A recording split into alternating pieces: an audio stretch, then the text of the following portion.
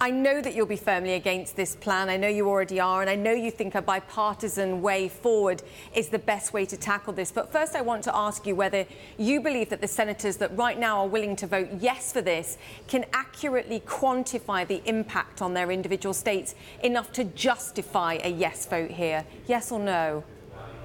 Well, looking at the independent assessments of all the different states, it is hard to see a logic that this is going to strengthen the healthcare system within America. And certainly within Colorado, it'd be roughly about $1 billion per year out of our system. In which case, why are they going to vote for this? Well, in some cases, it's a political promise. In some cases, it's a feeling that no matter what, we have to dramatically reduce the amount of money we're spending on healthcare.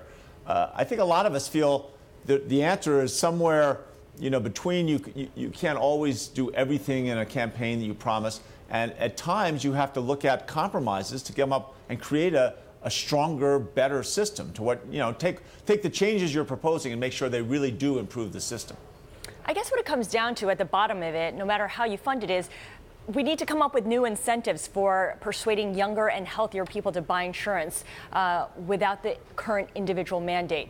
What are the ideas floating around on that? Because my understanding is that your bipartisan bill, or your bipartisan proposal rather, doesn't necessarily address that. Yes, our I almost said bipotamus. Our bipartisan proposal really does. We focus on the CSRs and making sure that we have, a reinsurance program that can work. The trick about it's young people making sure that they join and stay stay insured, but also the people who they're healthy, they don't need insurance. All of a sudden they get cancer, they get really sick, they sign up, they get health insurance. And then as soon as they're through their procedures, they get off the health insurance program. I think those types of frequent flyers are they come in, cost a lot of money to the system, and they raise everyone else's premiums. So none of us like to force, the mandate is not a popular idea with anybody. It just seemed to be the best thing at the time.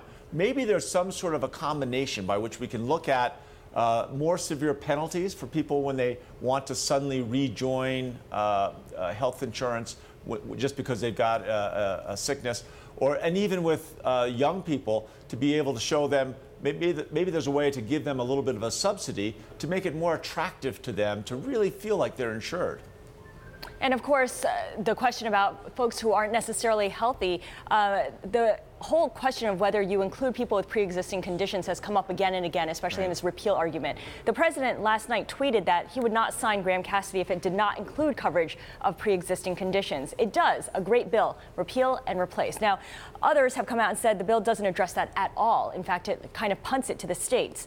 So what is your read on the president's take here? Is this a way for the Oval Office to push things off to the states, making promises on their behalf?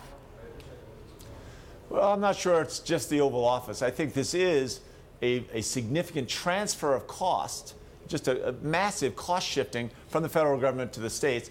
In terms of pre-existing conditions, it's one thing to say, all right, you've got to make sure that people with pre-existing conditions can get insurance, but we're not going to tell you, how much you should charge, or whatever insurance they had before, once they've got a sickness, you can't raise the rates. That's crazy. That's not allowing people to get insurance who have pre-existing conditions, because they'll get a price for their insurance. It'll be, completely astronomical. It'll be unaffordable. So, there are ways you can say, well, we're honoring pre-existing conditions, when in fact you really aren't. Do you think this bill is going to pass? Bottom line, do you think they'll pass it? I think, as I look at the tea leaves, and I'm out in Colorado, but I'm talking to a lot of people in Washington, it seems like 50-50. There's a chance it could pass. I like to think it's kind of a long shot just because it is so harmful to the system. And I feel like, Senator Alexander, Senator Murray were working on bipartisan solutions, primarily right now to stabilize the private markets. But they're also looking at some of the things that we can we can do to control costs system-wide. Like, how do we get more transparency? How do we make sure that we're not just paying for quantity, but we're going to start really requiring quality for compensation? I mean, those kinds of things long-term will not only help Medicaid, not only help the small private markets, but it's going to help everybody who's in the healthcare system in the country. Yeah. And I'm glad you bring up bipartisanship, because we've seen some instances of it in Washington of late. The president teaming up with Chuck Schumer and Nancy Pelosi. Do you trust the president's reach across the aisle? Is the Donald, Chuck, and Nancy show for real here?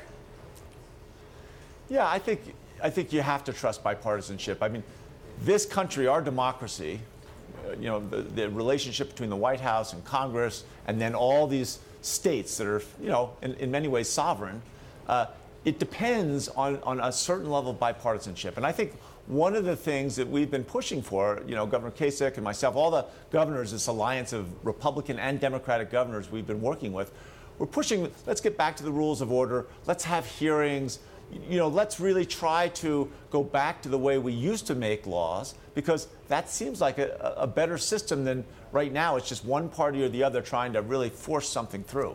Do you think working with the president helps the Democrats here, though, in terms of their identity? Because a lot of people here believe that the party itself has an identity crisis. Would you agree with that?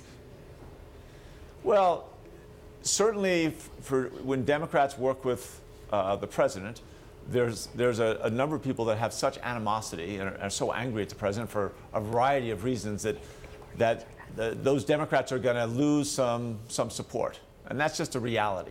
I don't think it means that you shouldn't be finding ways to reach out and build some sort of compromise. Look at DACA. If President Trump is serious and he's willing to sit down and roll up his sleeves and help us figure out how these young dreamers can legitimately, I mean, most of these kids have no other country. I mean, they've grown up in America. They are Americans. If there's a way we can give them a future and allow them to live outside the shadows, let's do it. Let's, if it takes Republicans and Democrats each giving a little and working with the White House, I don't have a problem with that. I've talked to you about this, Governor. I've talked to you about this before in this reach across the aisle, but what we have had in the US politics over the last few months in particular is some very divisive moments. Charlottesville, I think, is one that pops up. Is there anything here that would make you look at this and go, you know what? I know what I've said in the past, but actually I need to make a stand here. And if being a candidate in 2020 is the answer here, then that's what I'll do. Is there anything that will bring you to the table here?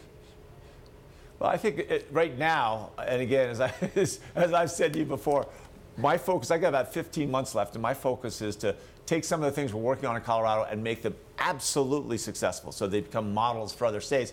The moment I start, talking about 2020 or any kind of future plans, I'm distracted, my cabinet, my senior team is distracted.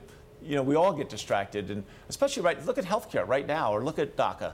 These are issues where I don't mind speaking up, but I got to keep my focus in terms of healthcare. Every time we talk about one proposal or another, we're filtering it right through Colorado. And how is this going to affect Colorado? How can we change it to make Colorado, healthier in some way? And I think that's where I've got to keep my focus for now. It's better for everybody. Governor, I'm noticing, though, that like your partner in the bipartisan bill option here, John Kasich, you're not denying it, and we will note that. Democratic Governor John Hickenlooper.